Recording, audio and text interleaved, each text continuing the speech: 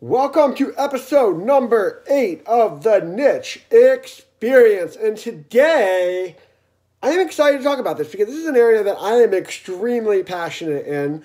And this is about what happened to the music industry. And again, this is one of those niches that, I know I talk a lot about restoration, and then you're like, music, like, man, you're all over the place. But no, this is actually a niche that I have grown up in and I've worked a lot in. And, we actually have launched or get in the process of launching a new venture that's going to be super exciting to talk about, that's going to really work with artists in different niche categories of the music industry.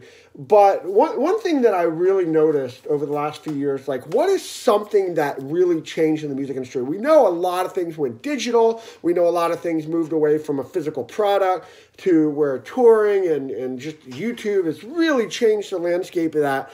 But I think what's really missing, that one big component is beside, looking at the fans of the music industry, the fans of the bands, of the artists, and so much, and how the artists have not really, as well as the labels, have not really capitalized on having more access to their fans than ever before. And we're talking about Facebook, we're talking about Spotify, we're talking about all the different channels that are out there, and they're just not really utilizing them to grow their fan base, to sell merch, to sell more tickets. Everything is just very push marketing. Like, let me tell you about what we're doing. Let me tell you what we're releasing, and here's a new video. But we've really neglected the whole. If you really think back to the early 70s, 80s, 90s.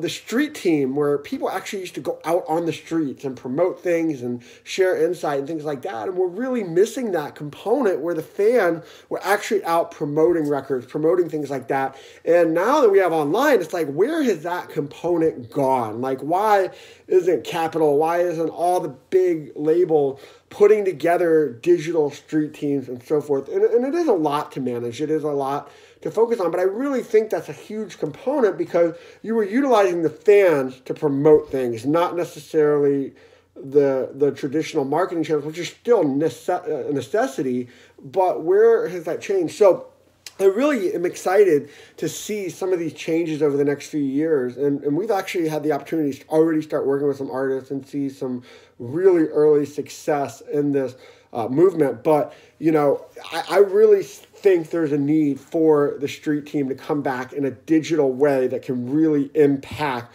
the music industry. So anyway, just want you guys to think about that. Like, what other industries, what other niches have changed so much from the 70s, 80s, 90s, 2000 on our way to 2020 that we need to be putting some focus in. So love to hear your thoughts. Feel free to chime in on any of my channels online. You can email me at sean@tierlevel.com. Hope you guys are doing well. I'll talk to you guys soon. Bye.